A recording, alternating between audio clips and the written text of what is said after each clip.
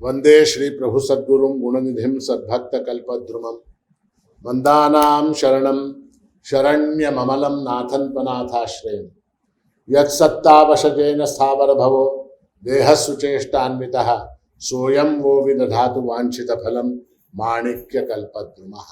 इन शब्दों में प्रभु महाराज के चरणों में अनंत कोटि प्रणाम अर्पित करते हुए आज इस श्रावण पूर्णिमा के पावन अवसर पर आप सभी सद्भक्तों को संबोधित करते हुए मुझे अतीव प्रसन्नता की अनुभूति हो रही है। प्रत्येक व्यक्ति जीवन में सफल होना चाहता है।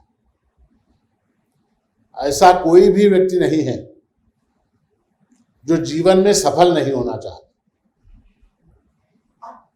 Everyone wants to be successful in life. तो आज थोड़ा सा हम इस बात पे विचार करेंगे कि सक्सेस, सफलता यानी क्या, उसको प्राप्त करने का मार्ग क्या, वो किस प्रकार से प्राप्त हो सकती है, इस विषय में थोड़ा सा विचार हम यहां करेंगे। अब सबसे पहले सवाल यह है कि हमको कितनी सफलता चाहिए। सफलता जो है ना, सक्सेस, वो कितनी चाहिए, ऐसा अगर पूछा जाए तो कोई भी व्यक्ति ये कहेगा कि आई वांट 100% सक्सेस। किसी भी काम में सक्सेस रेट कितना होना चाहिए? 100% होना चाहिए। और वो सक्सेस कब चाहिए आपको? ऐसा एक सवाल है। 10 साल बाद मिले सक्सेस तो चलेगा, 20 साल बाद मिले तो चलेगा, हाँ? अभी नाउ एंड हियर अभी चाहिए सक्सेस, अभी इस समय चाहिए और 100% चाहिए। अच्छा, ये सफल होने का उपाय क्या है, ये हमको नहीं मालूम। सफल होने का उपाय क्या है, इसको हम नहीं जानते। अब सफल होना यानी क्या, सक्सेस का अर्थ क्या हुआ? जैसे उदाहरण के लिए हम कहें कि कोई व्यक्ति है, उसने एक परीक्षा दी, एक इंटरव्यू दिया, उसमें वो पास हो गया, तो लोग क्या बोलते हैं? वो सफल, वो सफल। एक आदमी है, उसने विवाह किया, लोग क्या बोलते हैं? वो सफल हो गया। एक आदमी है, उसने धन कमाया, लोग क्या बोलते हैं? वो सफल। तो इस तरह से सफलता के हमने कुछ मानदंड अपने मन में बना के रखे। अब वो कहां तक सत्य है, इसको थोड़ा सा विचार करना पड़ेगा। ऐसा है कि हमारे यहां इस विषय में बड़ा विचार हुआ है, सफलता यानी क्या। तो प्रयत्न करने के बाद प्राप्त होने वाली संतुष्टि का नाम सफलता है। सफलता यानी क्या? एक प्रयत्न करने के बाद जो संतुष्टि प्राप्त होती है, उस संतुष्टि का नाम सफलता है। अगर संक्षेप में कहें तो सेटिस्फैक्शन, एक काम करने के बाद सेटिस्फैक्शन जब मिल जाता है हमको, सफल संतुष्ट हो जाते हैं हम, तब हम कहते हैं कि हम सफल हुए। जैसे कोई, मान लीजिए कोई काम है, व्यापार है, एक व्यापार हम कर रहे हैं, एक धंधा कर रहे हैं, तो उसके लिए प्रयत्न करना पड़ता है। वो प्रयत्न करने के बाद जब वर्ष समाप्त होता है, फाइनेंशियल ईयर समाप्त होता है, तो उस समय बैलेंस शीट को देखने के बाद उस व्यक्ति को अगर ऐसा लगे कि हाँ अब मैं संतुष्ट हो गया, तो इसका मतलब क्या हुआ? वो। अब सवाल यह है कि ये संतुष्टि मिलती है क्या? ये संतुष्टि, कंटेंटमेंट जिसको हम कहते हैं, वो कंटेंटमेंट हमको मिलती है क्या किसी भी काम को करने के बाद?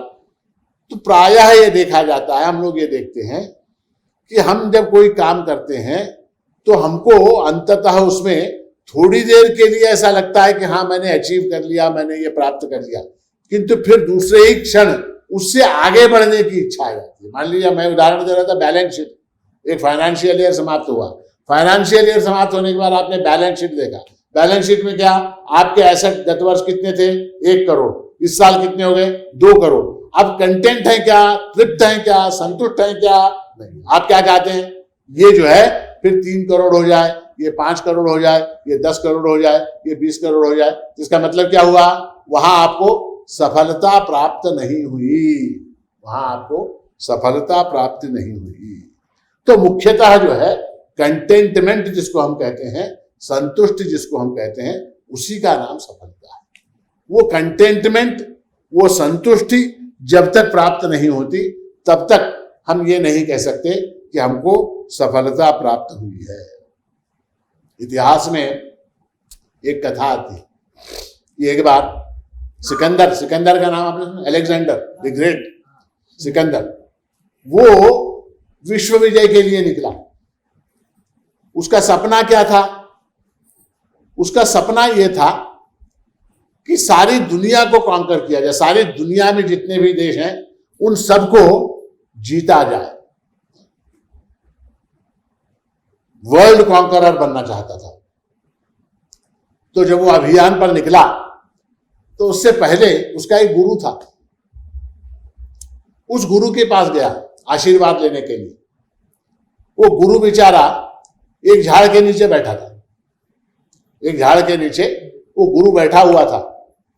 सिकंदर गया वहां पर, जाके उसने प्रणाम किया और बोला, गुरुदेव ऐसा है, मैं विश्व विजय के लिए निकला हूं, विश्व विजय, बड़े काम के लिए निकला हूं, आपका आशीर्वाद चाहिए, आपका आशीर्वाद चाहिए। तो गुरु ने कहा, ये बताओ अब तुम्हारा प्रोग्राम कैसा कैसा है, क्या क्या करने वाले हो। तो उसने कहा, मैं वो फलाना देश जीतूंगा, फिर यूनान जीतूंगा, मिस्र जीतूंगा, वो जीतूंगा और अफगानिस्तान जीतूंगा। हाँ, अफगानिस्तान जीतने के बाद फिर पाकिस्तान जीतूंगा, पाकिस्तान के बाद इंडिया जीतूंगा, इंडिया के बाद क्या, बांग्लादेश जीतूंगा, बांग्लादेश के बाद म्यांमार जीतूंगा, उसके बाद क्या, उसके बाद इंडोनेशिया, बाली, सुमात्रा, मलेशिया, फलाना, जापान, वो सब, चाइना जीत के, फिर यूएस वगैरह जीत के फिर मैं वापस आऊंगा।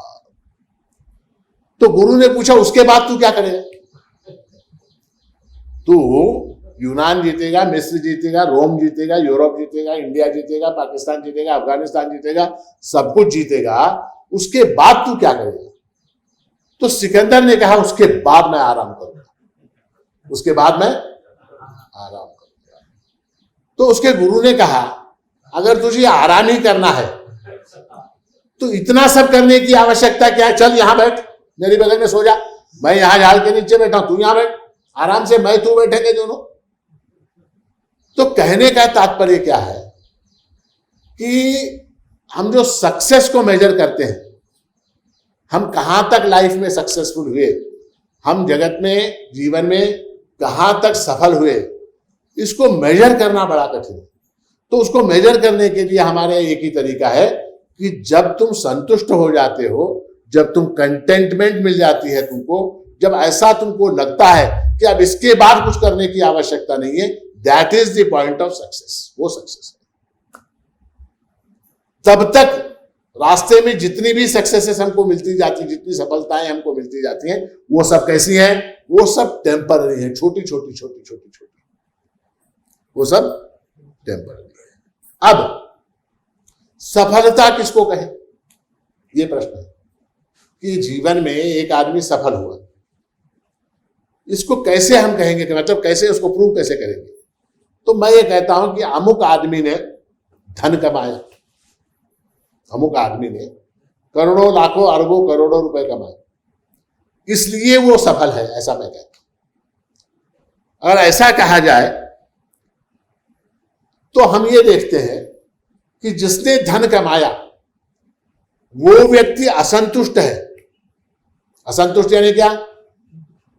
मतलब उसको ऐसा लगता नहीं कि मैंने जो मुझे पाना था मैंने पूरी तरह से पा लिया, ऐसा नहीं लगता। आप देखिए बड़े बड़े लोग, बड़े बड़े इंडस्ट्रियलिस्ट जो हैं, जिनके पास अरबों, करोड़ों, खरबों की संपत्ति है, वो भी लोन लेने के लिए जाते हैं।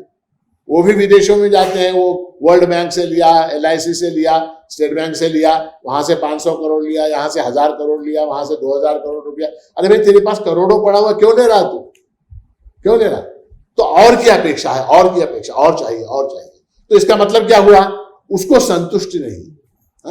उसके मुकाबले में हम ऐसा देखते हैं कि एक व्यक्ति है जो निर्धन है मगर संतुष्ट है। तो सफल कौन? जो धनी है, जो करोड़ों रुपए कमा रहा है और अधिक करोड़ों कमाने की जिसकी आकांक्षा है, वो धनी, वो सफल, या जो निर्धन है और जिसके पास संतुष्टि है, जो कंटेंट है, वो सफल? तो हम ये देखते हैं कि संतोष यानी क्या? संतोष यानी कंटेंटमेंट ही सफलता है। सफलता किस लिए चाहिए? संतुष्ट होने के लिए चाहिए। तो अब ये देखते हैं कि धनी व्यक्ति के मुकाबले में ये व्यक्ति जो निर्धन है वो सफल है, ऐसा कह सकते हैं। दूसरे लोग क्या बोले, नहीं नहीं नहीं नहीं, उसने करोड़ों कमाए, वो सफल है। तो क्या हुआ, वहां डिफरेंस ऑफ ओपिनियन आ गया। हमारा मतलब मानदंड ही हमको मालूम नहीं कि सफल कौन, असफल कौन, ये निर्णय नहीं कर सकते। उसी तरह दूसरा उदाहरण आप लीजिए, एक व्यक्ति विवाह करता है, सुंदर कन्या से विवाह करता है। अब लोग कहते हैं वो बड़ा सक्सेसफुल है लाइफ में, उसका गृहस्थ जीवन कितना सुंदर है, उसकी पत्नी कितनी सुंदर है, उसकी पत्नी कितना मतलब क्या जितने भी गुण हैं वो सारे गुण उसके अंदर हैं। अब वो सुखी है, वो संपन्न है, वो सफल है। उसके उल्टे मुकाबले में आप देखिए सन्यासी लोग हैं जिन्होंने विवाह ही नहीं किया, ऐसे लोग भी संतुष्ट हैं, ऐसे लोग भी सुखी हैं। तो फिर क्या मतलब हुआ? मतलब क्या हुआ? मतलब ये हुआ कि विवाह करना ये कोई सफल होने का कोई एक मतलब मानदंड नहीं है। It is not a criteria कि इसकी शादी हो गई इसलिए सफल हुआ। क्यों? क्योंकि सन्यासी भी सफल दिखाई देता है, सन्यासी भी जो है वो सफल दिखाई देता है। तो इसका मतलब क्या हुआ? धन से जो है सफलता को आंका नहीं जा सकता, गृहस्थ जीवन से सफलता को आंका नहीं जा सकता। हाँ, और जितनी भी मान है, किसी को पद्मश्री मिला, किसी को पद्म भूषण मिला, किसी को भारत रत्न मिला, सम्मान मिला, तो सम्मान मिला इसलिए सफल है क्या? सम्मान मिला इसलिए सफल है क्या? क्योंकि आप देखिए पद्मश्री लोग भी परेशान है, पद्म भूषण लोग परेशान है, भारत रत्न परेशान है, हाँ? कितने लोग परेशान। या ओलंपिक में हमारे कितने खिलाड़ी गए, ओलंपिक में सफल होकर आए। ओलंपिक में गोल्ड मेडल लिया एक ने, कुछ लोगों ने सिल्वर मेडल लिए, कुछ लोगों ने ब्रॉन्ज मेडल लिए। अब वो सफल उनको हम कह सकते हैं क्या? हाँ, वहां जो ओलंपिक हुआ, टोक्यो में जो ओलंपिक हुआ, उस दिन उनको सफलता मिली, उस दिन उनको सफलता। उसके बाद उसके पहले उनको सफल कह सकते हैं क्या? तो कहीं ना कहीं हमारा जो कंसेप्ट ऑफ सक्सेस है कि हम किसको सक्सेसफुल कहें, ये जो कंसेप्ट हमारे दिमाग में बना हुआ है, उसके अंदर कहीं ना कहीं कोई गड़बड़ है। तो इसलिए हमारे शास्त्रों ने इस विषय में बड़ा गंभीर विचार किया कि ओवरऑल हम सक्सेसफुल किसको कहें, जीवन में सक्सेसफुल किसको कहें। तो शास्त्र ने 4 चीजें बताई। ये 4 चीजें जिसने अकम्प्लिश कर ली, इन 4 चीजों को जिसने प्राप्त कर लिया, उसको हम सक्सेसफुल कह सकते हैं। कौन कौन सी 4 चीजें? कौन कौन सी? धर्म, अर्थ, काम, मोक्ष। धर्म, अर्थ, काम और मोक्ष, ये 4 जो हैं पुरुषार्थ कहे गए। पुरुषार्थ यानी क्या? पुरुष प्रयत्न से, मनुष्य के प्रयत्न से प्राप्त होने वाली चीजें। कौन कौन सी? धर्म, अर्थ, काम, मोक्ष। अब ये हम देखते हैं कि जगत में हम जिनको सक्सेसफुल समझते हैं, हम जिनको सफल मानते हैं, उनके पास इन 4 में से 2 ही होते हैं। इन 4 में से 2 कौन कौन से? अर्थ यानी क्या? पैसा। अर्थ यानी धन। और काम यानी क्या? उस धन का भोग, उस धन का भोग, एंजॉयमेंट। तो अर्थ और काम इन दो पुरुषार्थों को जिसने प्राप्त कर लिया उसको जगत में हम सफल मानते हैं, उसको सफल मानते हैं। अब धर्म अर्थ काम मोक्ष चार में से जिसको 2 मिले, यानी कितने मार्क मिले उसको 50%, उसका सक्सेस रेट कितना है 50%। 100% सक्सेस है क्या वो? नहीं। अच्छा, any success which is less than 100% is not a success at all. ऐसी सफलता जो 100% सफलता नहीं है, उससे कम की जो सफलता है वो कोई सफलता मानी नहीं जा सकती। अच्छा, उल्टा दूसरा देखिए, कुछ लोग ऐसे हैं जिन्होंने धर्म और मोक्ष का संपादन, धर्म का संपादन कर लिया, मोक्ष को छोड़िए, धर्म का संपादन कर लिया, किंतु अर्थ और काम का संपादन नहीं किया, तो वो भी क्या है? वो भी असफल है। किंतु उसके अंदर ऐसा है, मोक्ष एक पुरुषार्थ ऐसा है कि जिसको प्राप्त कर लेने से ये तीनों ऑटोमेटिकली उसको प्राप्त हो जाते। मोक्ष यानी क्या? मोक्ष यानी क्या? मोक्ष यानी किसी भी वस्तु के ऊपर हमारा जो डिपेंडेंस है, मोक्ष शब्द का अर्थ ध्यान से सुनिए, जगत की किसी भी वस्तु के ऊपर जो हमारा डिपेंडेंस है, वो डिपेंडेंस का समाप्त होना ही मोक्ष। हम अपने सुख के लिए धन के ऊपर निर्भर हैं, हम अपने सुख के लिए पत्नी के ऊपर निर्भर हैं, हम अपने सुख के लिए परिवार के ऊपर निर्भर हैं, हम अपने सुख के लिए पुत्र के ऊपर निर्भर हैं, हम अपने सुख के लिए घर के ऊपर निर्भर हैं, हम अपने सुख के लिए सरकार के ऊपर निर्भर हैं, हम अपने सुख के लिए वातावरण के ऊपर निर्भर हैं, एटमॉस्फेयर, इसके ऊपर भी निर्भर है हमारा सुख। मौसम अच्छा होगा तो हम खुश होंगे, ठीक है? तो ये क्या है? ये सारी डिपेंडेंसीज हैं, ये सारे हमारी निर्भरताएं हैं। ये निर्भरता का नाम बंध है। बंध यानी क्या? बंधन यानी क्या? बॉन्डेज यानी क्या? किसी वस्तु के ऊपर डिपेंडेंट होना, ये क्या है? ये बंधन। उस बंधन से मुक्त होने का नाम क्या है? मोक्ष है। तो मोक्ष में क्या है कि मोक्ष की प्राप्ति अगर हो गई हमको, तो क्या हो गया? ये सारे अपने आप प्राप्त हो गए यानी क्या? इनकी इच्छा मिट गई।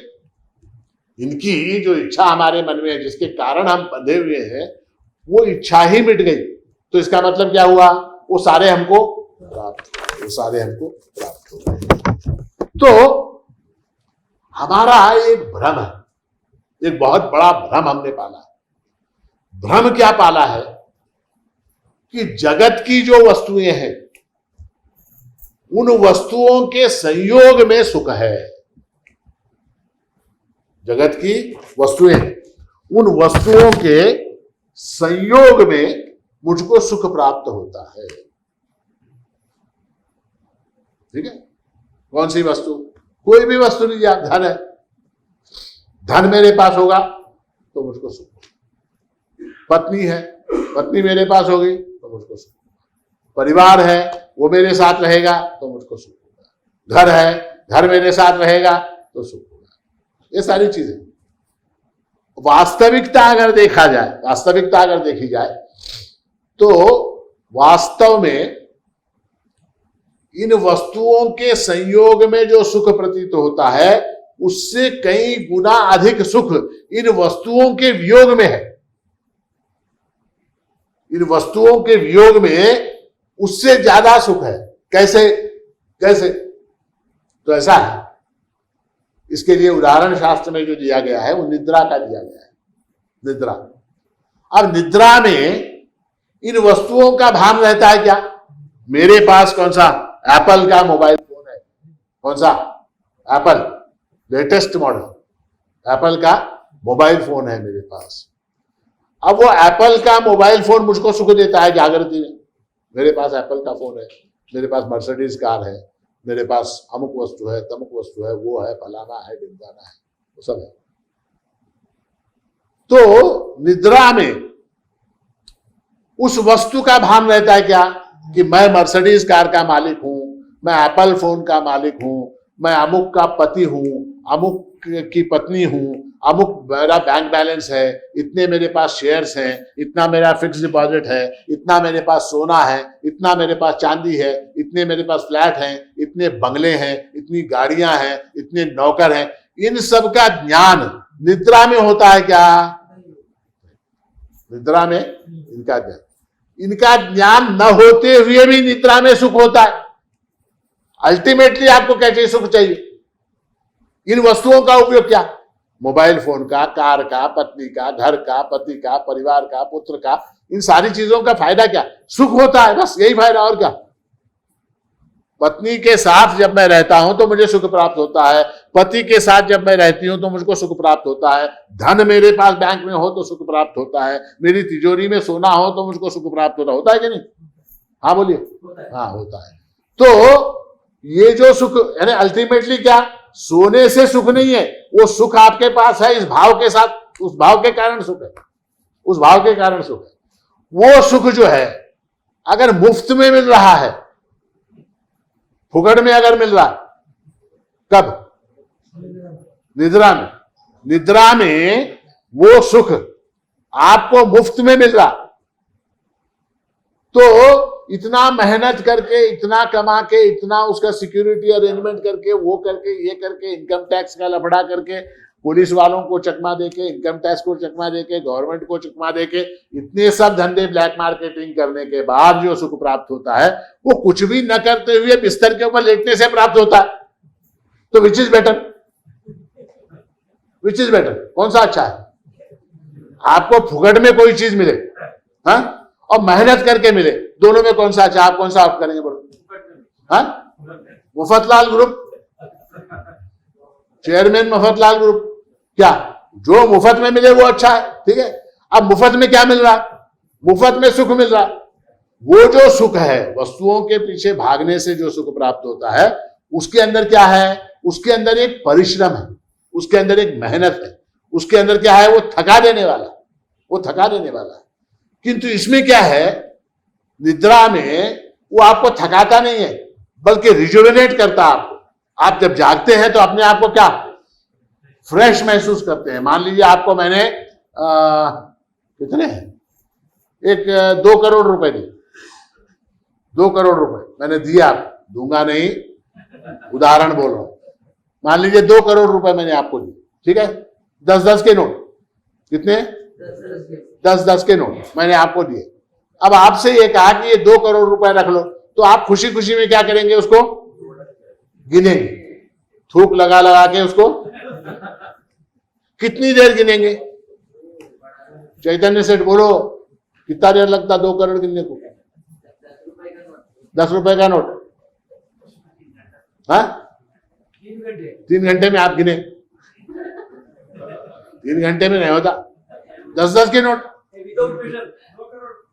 मशीन में नहीं, हाथ से गिनना, हाँ, 8-10 घंटे लगते, उनको मालूम है, गिने वाले हैं उन्होंने।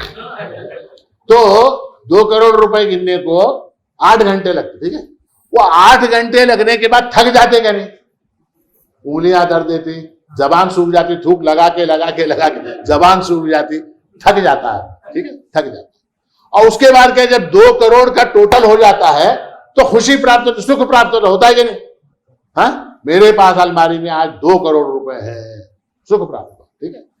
तो 8 घंटे तक मेहनत करने के बाद उसका क्या हुआ? फल क्या मिला? सुख, ठीक है। अब आपने वो अलमारी बंद कर दी, उसके बाद सो गए। सोते समय आपने क्या मेहनत की? क्या मेहनत की आपने? उंगलियां चलाई, थूक लगाया, गिना, कुछ किया? कुछ नहीं किया। दिमाग भी नहीं चलाया, कुछ नहीं किया। मन बुद्धि चित्त सारा कुछ जो है लीन हो गया, शरीर का भी आपको पता नहीं लगा, सो गए। और उसके बाद जागने के बाद आप कहते हैं मैं सुख से सोया था, ठीक है। तो यहां भी सुख, वहां भी सुख, ठीक है। वो सुख कैसा है? उसके अंदर एक भय है। किसके अंदर? वो जो नोट गिनने के बाद जो सुख मिला उसमें भय है। किस बात का भय? सबसे पहले इनकम टैक्स का भय, इतना कैश ट्रांजैक्शन कैसा किया। दूसरा क्या? चोरों का भय, चोर आएगा लेके जाएगा। तीसरा क्या? पत्नी का भय, पत्नी का भय, पत्नी का भय, वो क्या बोलेगी? हाँ, कल रात को 2 करोड़ रुपए रखे, 5 लाख निकालो, मेरे को लेना है, वो हार लेना है, ये हार लेना है, अमुक लेना है, तमुक लेना है, हीरे का नेकलेस लेना है, तो पत्नी का भय। चौथा कौन सा? चौथा हमारे जैसे महाराज लोगों का भय, 2 करोड़ आए, कुछ तो चंदा दो, दान दो, दक्षिणा दो, है ना? तो ये 4 प्रकार के 5 प्रकार के भय हो जाते हैं। नींद में क्या भय है? निद्रा में जो सुख है उसमें क्या भय है? कोई भय नहीं है।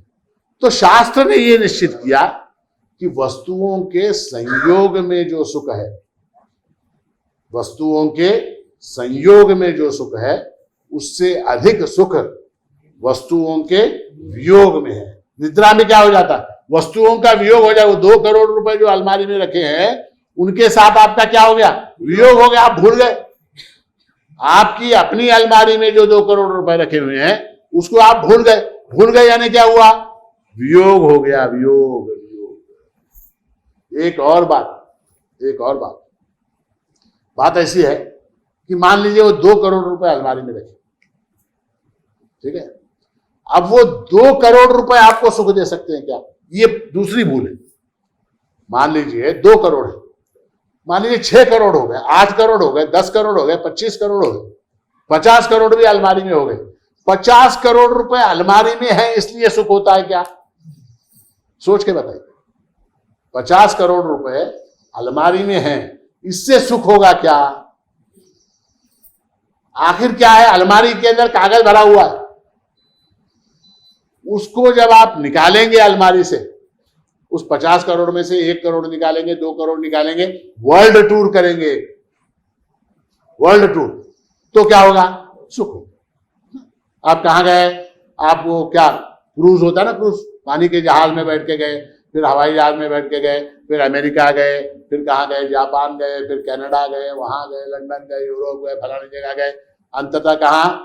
अफगानिस्तान जाके फिर वापस इंडिया आ गए, इंडिया आ गए, ठीक है?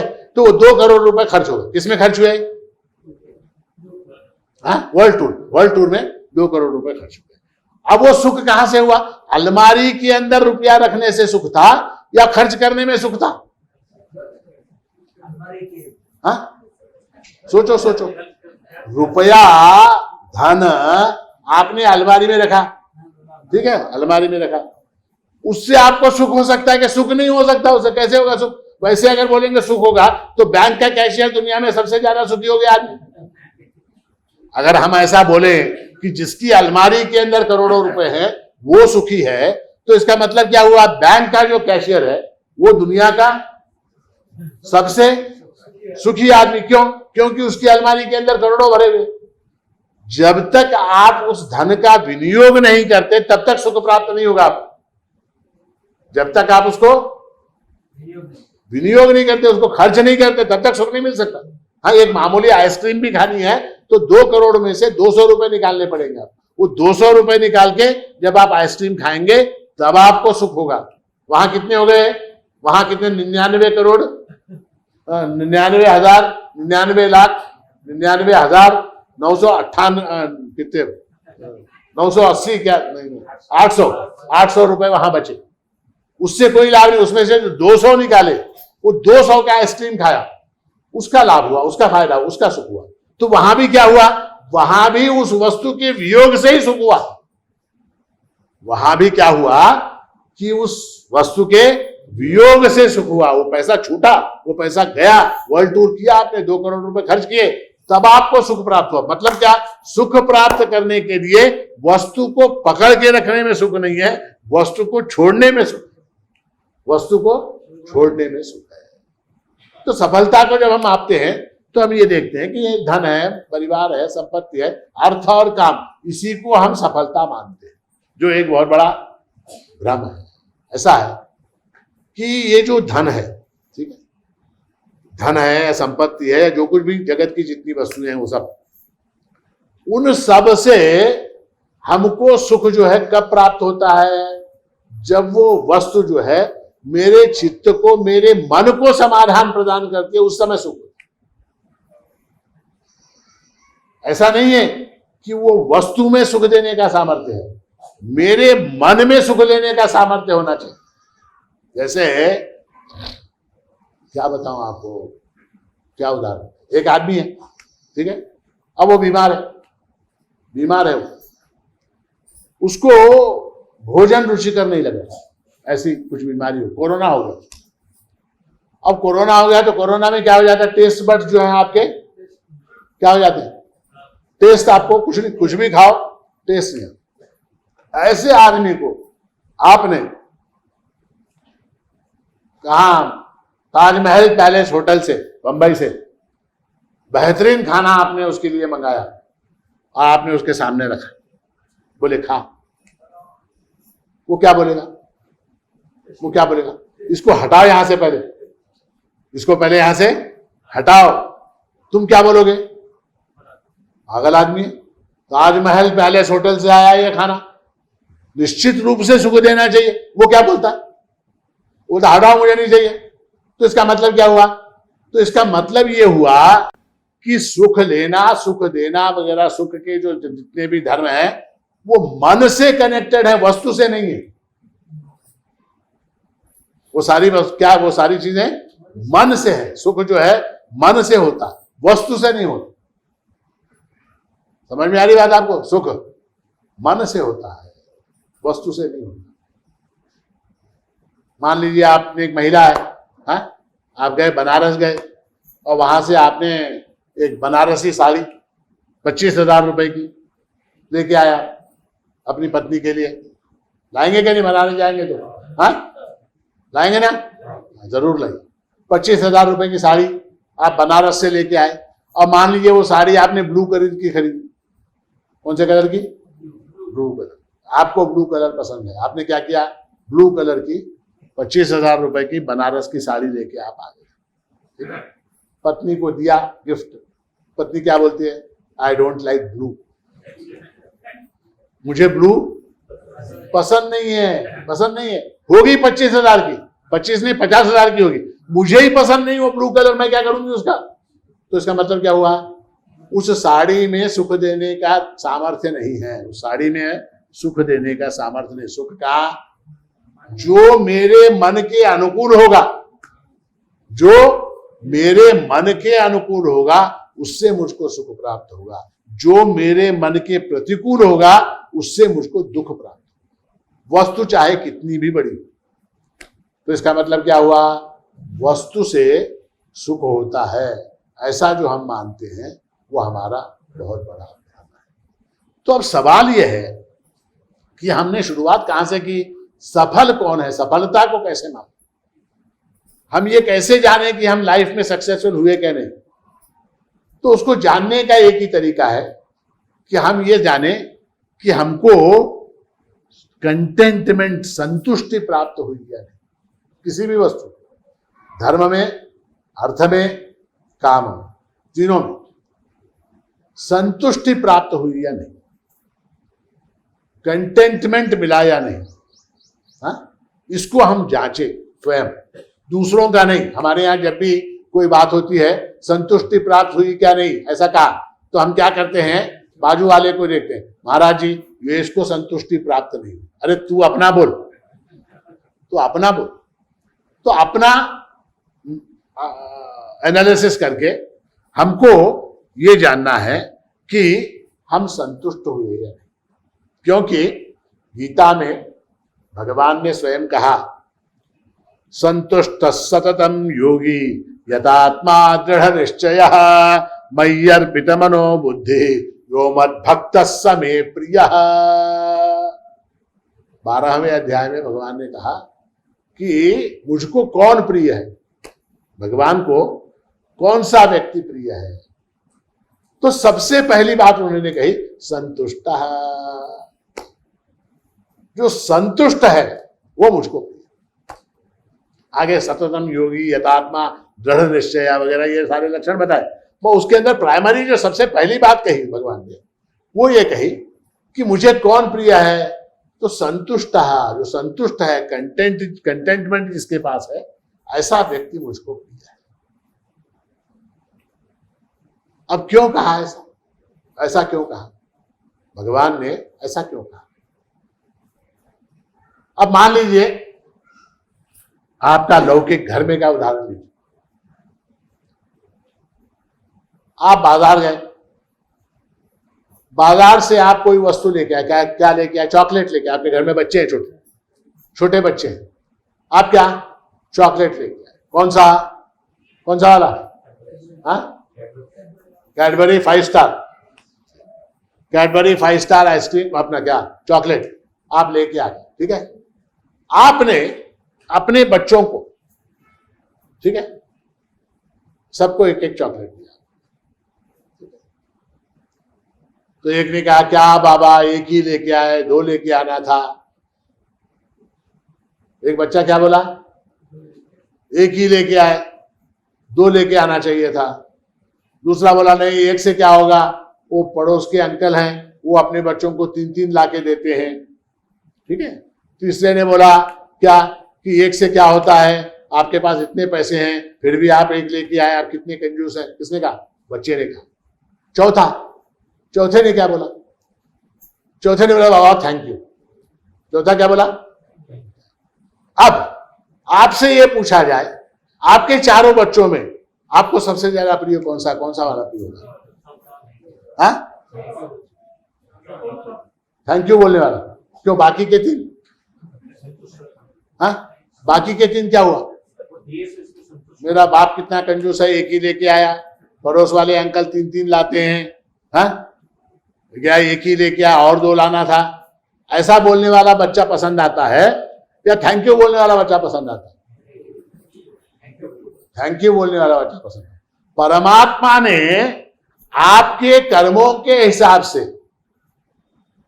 आपकी योग्यता के हिसाब से, आपके प्रारब्ध के अनुसार आपको जो दिया, धन दिया, पारिवारिक जीवन दिया, पुत्र दिए, पुत्रियां दी, संसार दिया, घर दिया, विद्या दी, बुद्धि दी, यश दिया, सब कुछ दिया आपको।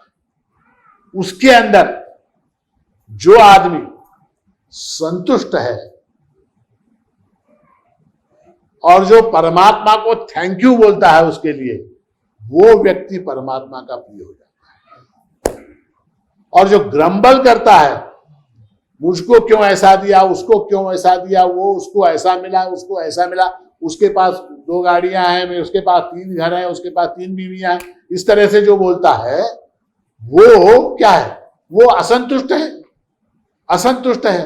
और शास्त्र की दृष्टि से देखा जाए तो असंतोष जो है इक्वल टू असफलता, संतोष इज इक्वल टू सफलता।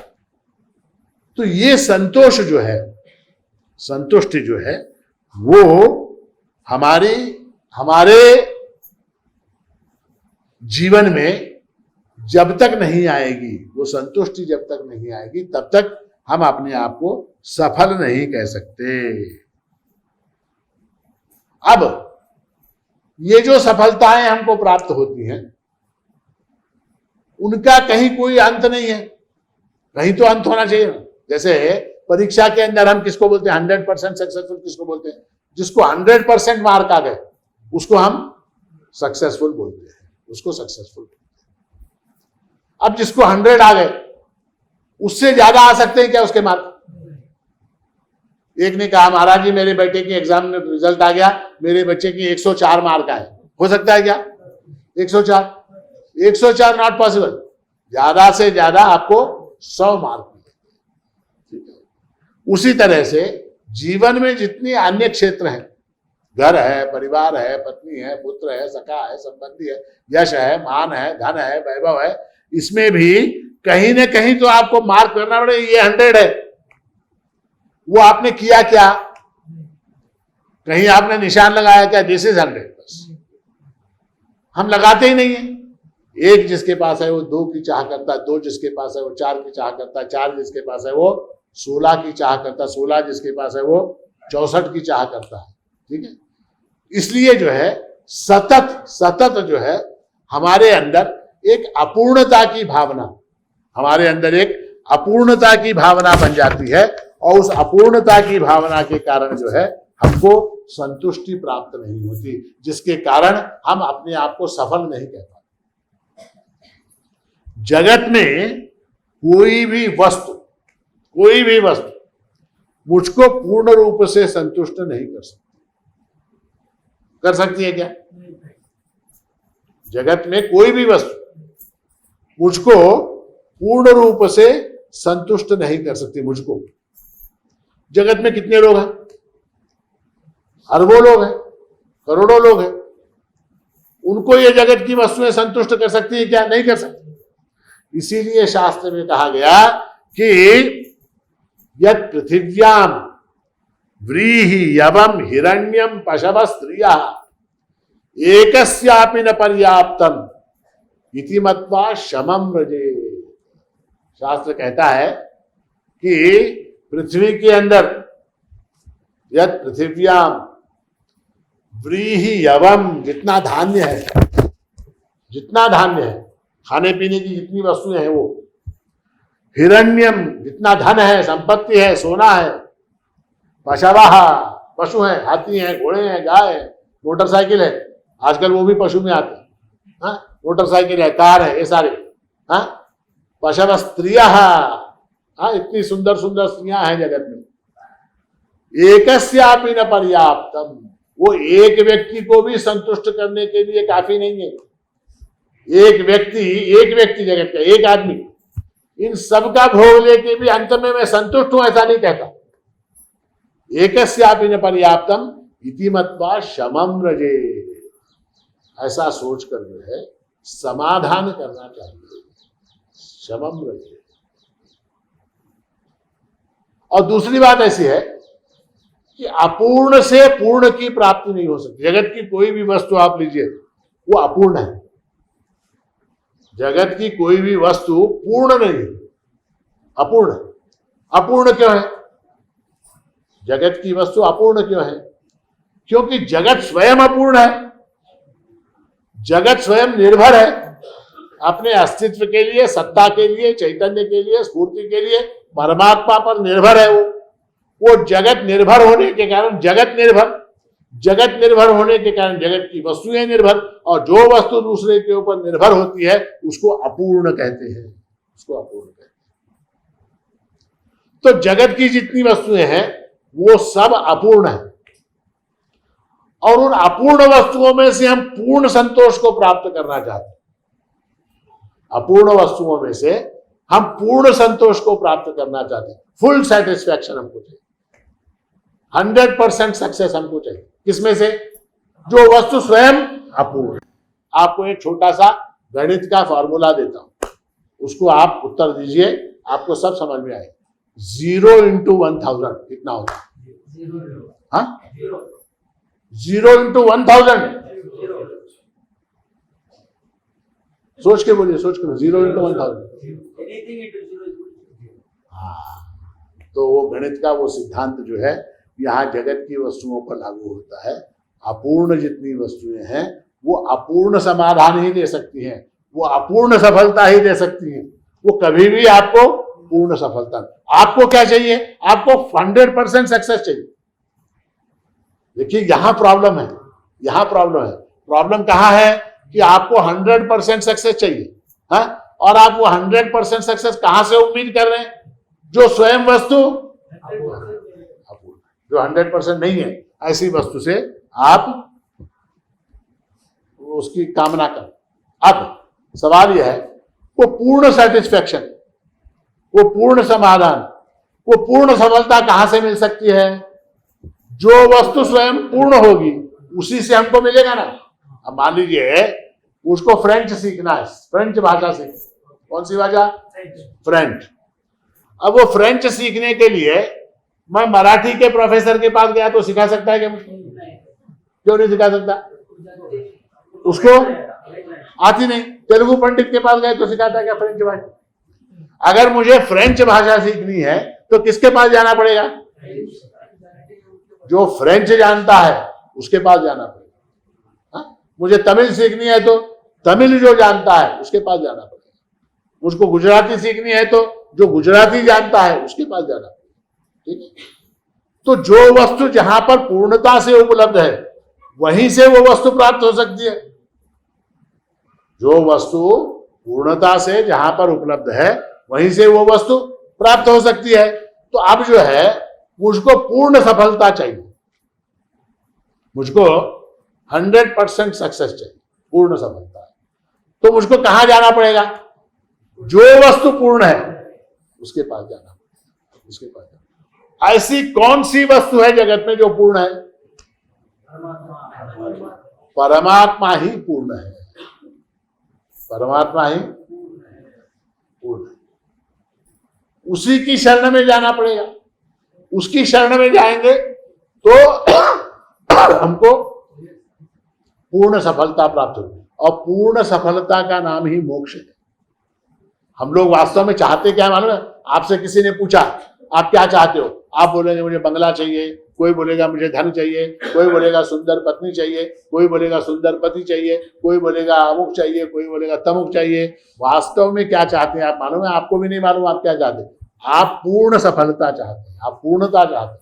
आपके अंदर एक अपूर्णता का भाव है, उसको मिटा के आप पूर्ण होना चाहते हैं। आपको बोलने नहीं आता, वो पूर्णता का अर्थ ही मोक्ष है। आप ऐसा सुख चाहते हैं जिस सुख का क्षय न हो। समझ में आई बात? करेक्ट है? ऐसा सुख जो सुख कम ना हो, ऐसा सुख आप चाहते क्या नहीं? ऐसे सुख का नाम ही मोक्ष।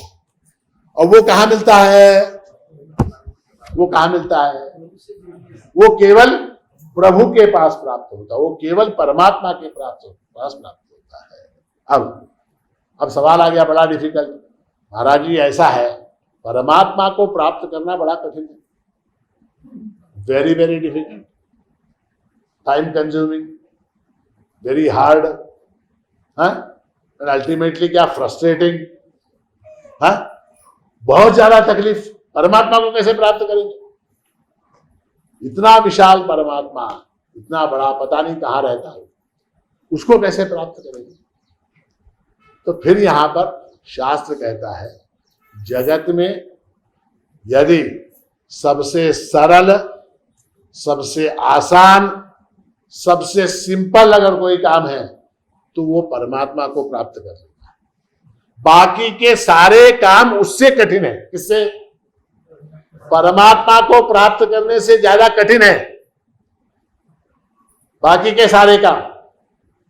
परमात्मा को प्राप्त करने से ज्यादा कठिन है, डिफिकल्ट है। उदाहरण क्या? तो उदाहरण मान लीजिए मामूली क्या बताऊं आप? ब्रश करना, टूथब्रश। सुबह उठ के आपको ब्रश करना, ब्रश। तो ब्रश करने के लिए आपको कहां जाना पड़ेगा? घर में जहां आपका वॉश बेसिन होगा, शीशा होगा, वहां तक चल कर जाना पड़ेगा। ऐसा कोई व्यक्ति है जिसके पलंग में ही वॉश बेसिन लगा हुआ है? कोई है? आएगा कोना कभी? नहीं है, किसी के पास नहीं है। पलंग में उठते ही वॉश बेसिन नहीं। तो एक 4 कदम चल के आपको कहां जाना पड़ेगा? जहां बाथरूम के पास, इधर उधर जहां भी वॉश बेसिन है, वहां वॉश बेसिन के पास शीशा, वहां एक कॉलगेट या कौन सा पतंजलि दंतकांत की टूथपेस्ट, वहां आपका ब्रश, वो ब्रश लेना पड़ेगा, उसके ऊपर वो टूथपेस्ट लगानी पड़ेगी, उसको दबाना पड़ेगा। किसको? पेस्ट को। वो पेस्ट को दबाकर उसके ऊपर लगाना पड़ेगा और उसके बाद आपको ब्रश करना। इतने स्टेप्स इन्वॉल्व है, इतना काम है उसमें।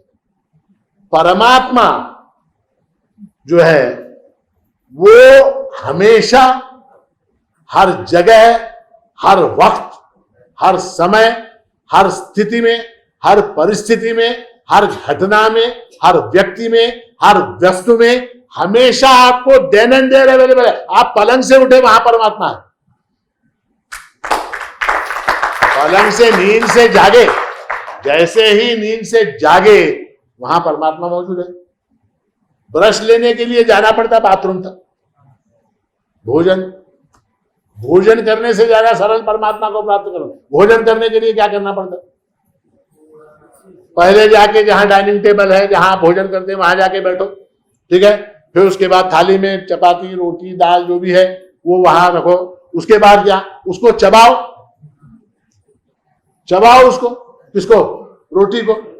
शास्त्र कहता है 32 बार चबाना चाहिए। वो 32 बार चबाने के बाद वो पेट में जाता। अच्छा, और उसके अंदर डेंजर, वो पेट में जाने के बाद पचाओ उसको, पहले खाओ, ठीक है, खाओ, उसके बाद पचाने के लिए एक्सरसाइज करो, पचाने के लिए एक्सरसाइज करो, तो वॉकिंग के लिए जाओ, घूमने के लिए जाओ, जॉगिंग करो, वो करो, जिम में जाओ, फलाना करो, ढिमकाना करो, इतना सब उसके पीछे लगा हुआ है। किसके पीछे?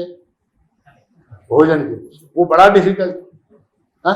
परमात्मा, परमात्मा को प्राप्त करने के बाद उसको पचाने के लिए एक्सरसाइज करने की आवश्यकता है क्या? अच्छा, रोटी, वो खाना कमाने के लिए कितना मेहनत करनी पड़ती, कितनी मेहनत करनी पड़ती? वो रोटी क्या सहज आती है क्या आपकी थाली में? अनायास आती है क्या? उसके लिए दिन में 8 घंटे 10 घंटे आपको नौकरी करनी पड़ती है, दूसरों की चाकरी करनी पड़ती है, लोकल ट्रेन से बस से धक्के खाते हुए जाना पड़ता है, तब वो 1 महीने के बाद 31 तारीख को आपको तनख्वाह मिलती है, उससे आप धान्य खरीदते हैं, उससे वो रोटी बनती है, उसको खाते हैं, फिर उसको पचाने के लिए जिम में जाके फिर परिश्रम करना पड़ता है। कितना डिफिकल्ट। मकान बनाना आसान है क्या? एक मकान बनाना आसान नहीं है। हाँ, लोन लो, आर्किटेक्ट के पास जाओ, इंजीनियर के पास जाओ, म्युनिसिपालिटी में जाओ, वहां जाओ, काउंसिलर के पास जाओ, वो सारी परमिशन इकट्ठी करो, सीमेंट इकट्ठा करो, लोहा इकट्ठा करो, लकड़ी इकट्ठा करो, उसके बाद जाके फिर कहीं वो घर बनता है। शादी करना आसान है क्या? हाँ, शादी करना आसान है क्या? बहुत डिफिकल्ट है। हाँ, शादी करना कठिन है। सबसे पहले कुंडली मिलाओ, कुंडली मिलाओ, कुंडली मिलती है, उसके बाद फिर वो खानदान का पता उठाओ, उसके बाद फिर उसके बाकी सारी चीजें पता उठाओ, उसके बाद क्या रूप, उसके बाद क्या बात करने का तरीका, उसके बाद क्या चाल चलन, वो फलाना ढिमकाना, सब कुछ देखने के बाद फिर कहीं शादी। और शादी होने के बाद पूर्ण समाधान है क्या? हाँ, फिर खटपट खटपट किरकिर किरकिर, रोज शादी, रोज शादी, रोज शादी। तो ये सारी चीजें जगत में। नौकरी पाना आसान है क्या? नौकरी पाना आसान नहीं है। पैसा कमाना आसान है क्या? आए दुखम व्यय दुखम, उसके आने में भी दुख है, जाने में भी दुख है। धन कमाना आसान नहीं है। तो जगत में जितने भी काम हैं वो सारे काम कठिन हैं, कठिन है। सरकारी ऑफिसर के पास जाके कोई एक ऑर्डर लेना हो, मान लीजिए कोर्ट में से कोई एक ऑर्डर लेना हो, आसान है क्या? बैंक जाके कुछ ट्रांजैक्शन करना आसान है क्या? एक सिनेमा देखने के लिए बड़ी परेशानी उठानी पड़ती, एक सिनेमा देखने के लिए बड़ी परेशानी उठानी पड़ती। सफर करना, ट्रेन में जाना आसान है क्या? नहीं। इलाज करवाना, हॉस्पिटल में जाना आसान है क्या? नहीं है। ये सारे काम जगत के जितने हैं वो सब जो हैं डिफिकल्ट हैं, एक से एक डिफिकल्ट है। किंतु परमात्मा को प्राप्त करना आसान है। क्यों प्राप्त करना आसान है? इसलिए क्योंकि वो हर समय रात दिन 24 घंटे आप सो भी रहे हो तो भी वो बगल में बैठता है। अब जैसे उदाहरण है, ये है यहाँ पर, ये प्रसाद है, ठीक है। अब ये मेरे नजदीक है इसलिए मैंने इसको, मान लीजिए वहां होता, कार्यालय के अंदर होता तो मुझे क्या करना पड़ता? या तो खुद चल के जाना पड़ता, या किसी आदमी को भेजना पड़ता, फिर उसको लाओ, यहाँ रखो, अमुक करो, तमुक करो, ये सारी चीजें होती। अब ये क्या है? Easily available. तो परमात्मा जो है वो इजीली अवेलेबल है। मान लीजिए आप रात में सो रहे हैं, आपको एक ईमेल आया, उसका उत्तर देना है, क्या करना पड़ेगा? उठना पड़ेगा, मोबाइल हाथ में लेना पड़ेगा, मोबाइल को चालू करना पड़ेगा, चालू करने के बाद ईमेल पढ़ना पड़ेगा, पढ़ने के बाद उसका उत्तर आप देंगे। फोन आया रात में, फोन आया तो भी नींद से जागना पड़ेगा, फोन को उठाना पड़ेगा, वो बटन दबाना पड़ेगा, उसके बाद बात करनी पड़ेगी। परमात्मा से संबंध स्थापित करने के लिए आपको कौन सी क्रिया करनी पड़ती बताइए? कोई भी क्रिया नहीं है उसके अंदर। परमात्मा क्रिया साध्य है ही नहीं। परमात्मा जो है वो किसी क्रिया से प्राप्त होने वाला नहीं है। क्रिया से प्राप्त नहीं होता, किसी एक्शन से प्राप्त नहीं होता, किसी कर्म से प्राप्त नहीं होता। फिर कैसे प्राप्त होता है? कर्म से प्राप्त नहीं होता तो कैसे प्राप्त होता है? वो केवल ज्ञान से प्राप्त होता है। परमात्मा जो है वो केवल ज्ञान से प्राप्त होता है। उसके लिए कुछ भी करने की आवश्यकता नहीं, कुछ भी करने की आवश्यकता नहीं, ज्ञान से प्राप्त होता है। ज्ञानादेव तु कैवल्यम, वो परमात्मा केवल ज्ञान से प्राप्त होता है। ज्ञान से कैसे प्राप्त होता है? ज्ञान से ऐसे प्राप्त होता है कि मैं जो कुछ कर रहा हूं, मैं जो कुछ बोल रहा हूं, मैं जो कुछ हूं, ये सारा जो कुछ है वो वासुदेव सर्वमिति स महात्मा सुदुर्लभ। इस बात का ज्ञान हो गया, इस बात का अगर ज्ञान हो गया, ये सब कुछ सर्वरूपे हा श्री प्रभुदान भणे ज्ञान मार्तंड, इसका ज्ञान अगर हो गया, ये सब परमात्मा स्वरूप है, इस बात का ज्ञान हो गया, तो फिर क्या हो जाता है? फिर जो है आपकी असफलता में भी परमात्मा है। सब कुछ परमात्मा रूप जब हो जाता है, तो जिसको आप असफलता मानते हैं उसमें भी परमात्मा के आ जाने के कारण क्या हुआ? वो स्वयं जो है असफलता भी सफलता के अंदर परिवर्तित हो जाती है। आपके दुख में भी परमात्मा है, सुख में तो है, सुख में है ये बताने की आवश्यकता नहीं, दुख में परमात्मा है। दुख में परमात्मा कैसे है? क्योंकि दुख की जो अनुभूति मुझको हो रही है, जो एक्सपीरियंस मुझको हो रहा है, वो एक्सपीरियंस किसके कारण हो रहा है? उस चैतन्य के कारण हो रहा है। वो जो एक्सपीरियंस मुझको हो रहा है, ज्ञान जो मुझको हो रहा है कि मैं दुखी हूं, ये कैसे पता चला? मुर्दे को पता लगता है क्या मैं दुखी हूं? एक मुर्दा, उसको पता लगता है क्या अरे अरे मैं बहुत दुखी हूं? बोलता है क्या वो? कभी नहीं बोलता। उसको मालूम ही नहीं सुखी है दुखी है कुछ नहीं।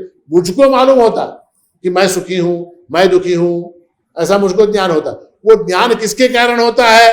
वो उस चैतन्य के कारण, उस प्रभु के कारण होता है। और जब ये ज्ञान हो जाता है कि ये सारी घटनाएं, सारी वस्तुएं, सारी परिस्थितियां, सारी अवस्थाएं, सारा सब कुछ वासुदेव सर्वम, ये सब कुछ जो है परमात्मा रूप है, ऐसा जानने के बाद जो है फिर हमारे अंदर सफलता असफलता का कोई द्वंद्व नहीं रहता। मैं सफल हुआ, मैं असफल हुआ, ऐसा द्वंद्व नहीं रहता, ऐसा कोई द्वंद्व नहीं रहता। द्वंद्व का न रहना किस बात का प्रमाण है? कि आप पूर्ण रूप से सफल हो गए, आप जो है आप पूर्ण रूप से सफल हो। क्यों? क्योंकि वहां मैं सफल हुआ या असफल हुआ, ऐसा कोई वहां द्वंद्व नहीं है। वो द्वंद्वातीत ऐसी जो अवस्था है, द्वंद्वातीत ऐसी अवस्था जो है वो प्रभु कृपा से, परमात्मा की कृपा से प्राप्त होती है। वो अवस्था, वो कृपा आपको प्राप्त हो और जो है आप सब अपने जीवन में पूर्ण रूप से सफल हो, ऐसा आशीर्वाद देते हुए आज के इस प्रवचन को यहाँ विराम देता हूँ। अवधूत चिंतन श्री गुरुदेव दत्त सद्गुरु माणिक प्रभु महाराज की जय।